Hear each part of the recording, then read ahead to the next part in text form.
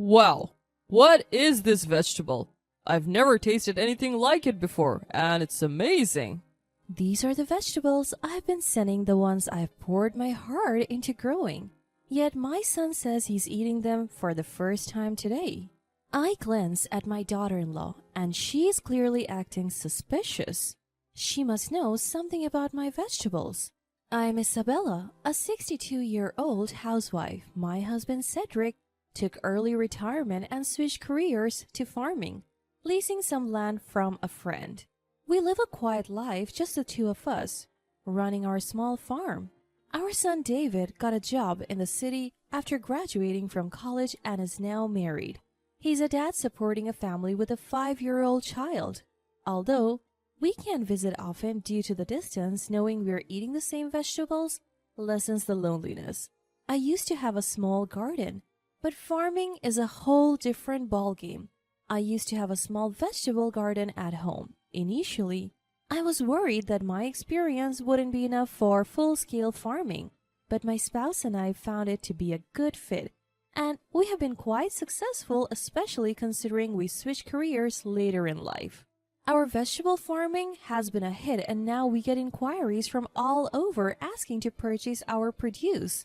We have always made it a priority to send freshly harvested vegetables to our son, daughter-in-law, and grandchildren. We send more whenever they ask. Unfortunately, I never get to hear directly from my son about how he feels about the vegetables. He's always busy, so I usually end up talking to my daughter-in-law, Stephanie. According to her, everyone in the family loves them. Whenever we send a shipment, she always says, "Thank you for the delicious vegetables. They're a big help. We're so lucky to have such tasty produce." But her thank you always sounds the same, and I wish I could hear more details about what they like. One day, Stephanie contacted me. I wondered why, since we hadn't sent anything recently. She said, "The vegetables that you sent are so delicious that we end up eating too much." It's nice to hear they enjoy them that much. She continued, "Could you send extra? My husband's coworkers would love to try them." She even said her husband was eager for his coworkers to try them, so how could I say no? Thinking it was for my son, I happily agreed to send more. We usually don't take large orders because it's just the two of us farming, but that year was a pool harvest. So we ended up sending a large shipment, turning down other customers. A few days later, my spouse and I went to the city to visit our daughter. She's single and busy with her career, which seems to be her passion. She mentioned that she lives near our son and suggested we visit since we finished our errands early. I was given detailed instructions on how to get from my daughter's home to my son's and his wife's house. We tried to contact Stephanie but couldn't reach her. So we called our son David, who said it was fine to come over. When we arrived, we were greeted by David and our grandson Edwards. Are you off work today?" No, I'm just working remotely. I've been doing that for years. This was surprising because Stephanie had told us he was swamped with work. What's going on? Would you like something to drink or maybe a snack? David had moved out after high school, so he should be able to handle basic chores. But he seemed exceptionally skilled. I started switching to remote work when we found out my wife was pregnant. So I can handle all the household chores and even have some specialty dishes. I like to experiment with cooking when I have time. Then our grandson chimed in. "Dad's cooking is delicious." Wait, Dad's cooking? Where's Stephanie? She wasn't around, and I wondered if she had gone shopping since we arrived unannounced. Oh, she's been on a trip with her friend since yesterday. What? Turns out, my daughter-in-law's travels aren't a new thing. Being an understanding husband is good, but giving too much freedom can be a problem. I mentioned that their young child must miss his mom, and David laughs. If it works for our family, it's fine. If they're okay with it, who are we to complain? I decide not to interfere anymore. Since she's not here, why don't you stay over? When I was a little confused, he said, "Are you going to stay the night? Wow!" As I hesitate, my grandchild joyfully pulls my hand. Seeing this, I feel like taking up my son's offer, plus who knows when we'll see them again. So we decide to stay the night. David's cooking is surprisingly elaborate and tasty. He even made it less salty considering our taste, but something feels off when I try the side dish. It's not the vegetables we sent. We sent a lot just a few days ago. Even if he shared some with his coworkers, there should be plenty left for the family. My grandson is 5 years old, too young to be able to eat his fill, so what does that mean? I ask, did the vegetables we sent not suffice? Vegetables? My wife usually buys them from the local supermarket. I didn't know you sent any. That's strange. You said you wanted to share them with your coworkers, right? No, I don't really talk to my coworkers much since I work remotely.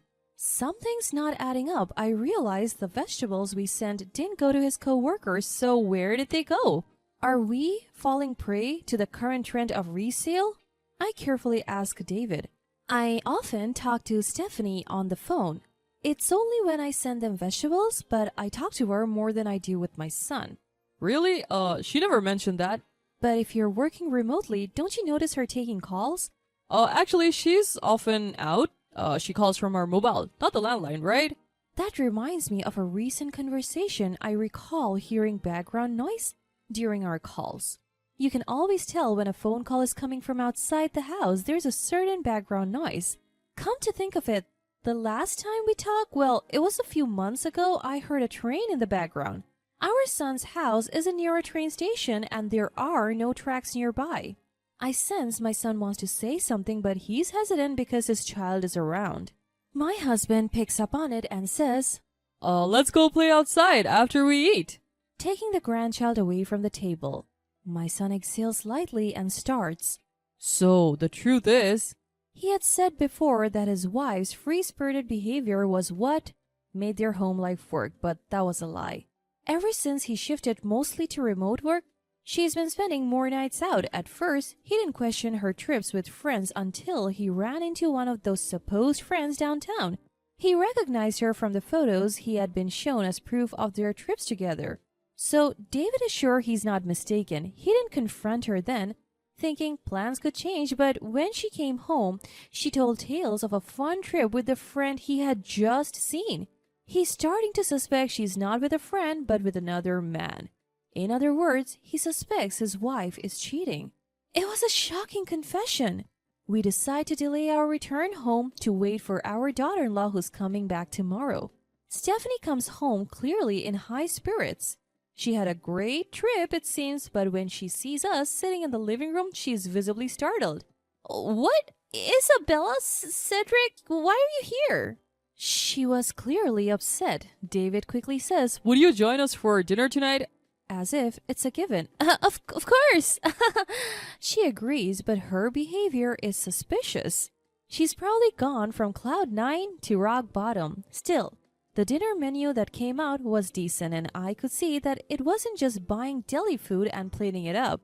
The dinner she serves is elaborate, not just takeout arranged on plates. She's probably overcompensating for something. Mom's cooking is so fancy today. Kids are honest. Stephanie hesitates, then says to her child, it's because Isabella and Cedric are here.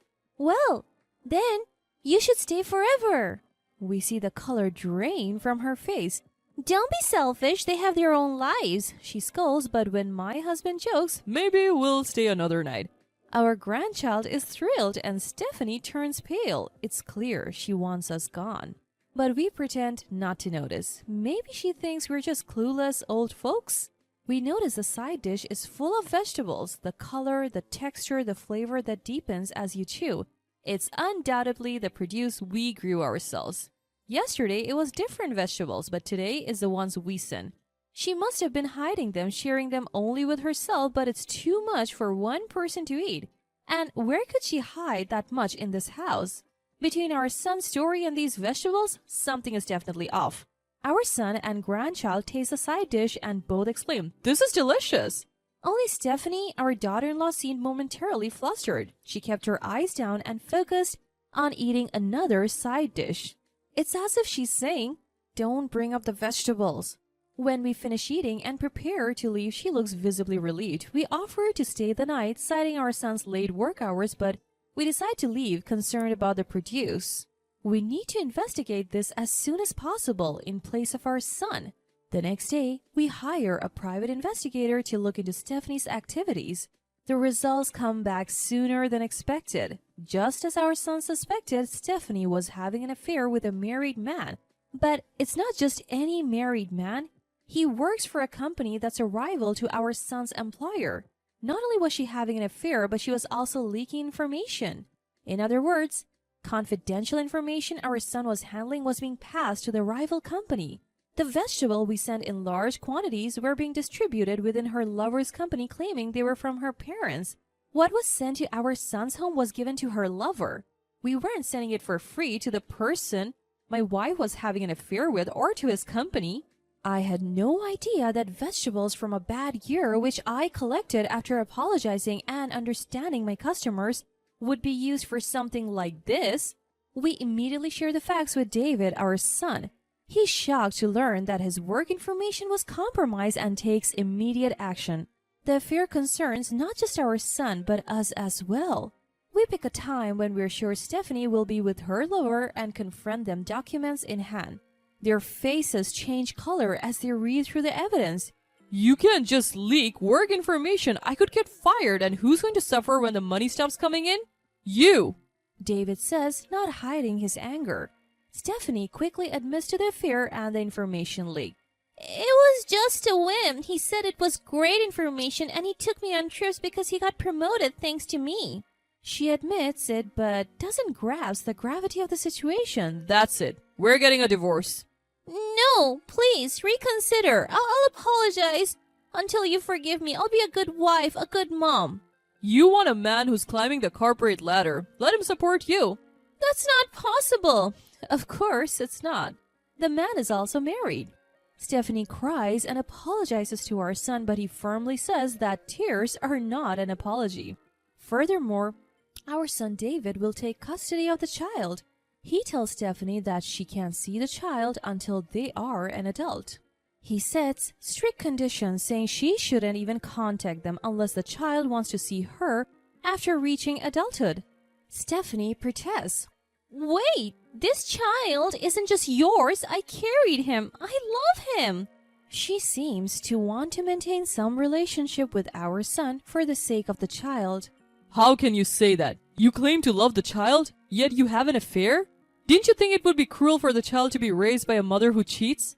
Well, that's a natural conclusion. In the end, none of Stephanie's arguments hold water. We also demand compensation from her for the vegetables I sent to my son's family and for the ones she distributed to her lover's company. Naturally, this leads to her lover's wife finding out and Stephanie gets slapped with another demand for compensation. Stephanie, who had been a housewife, can't afford to pay. She turns to her parents for help, but they don't give her a single dollar. We even hear they have cut ties with her. Neither we nor our son knows what's become of Stephanie, who had little experience in the real world. David has resigned from his job over the leak.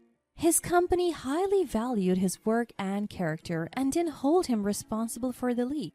Who would ever think their own spouse would be having an affair with an employee of a rival company and leaking work information? Though the company offered to help him find another job, my son, who has a strong sense of responsibility, decided to pursue something he's always wanted to do. He sold the house he was living in and moved closer to where he grew up. He started his own business there. He's using his past experience to make it on his own. His office is adjacent to his home so he can work while taking care of his child.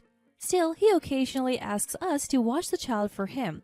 When he has a day off, he brings our grandchild to help us with the farming, and so our family and our son's family are cooperating and enjoying our days.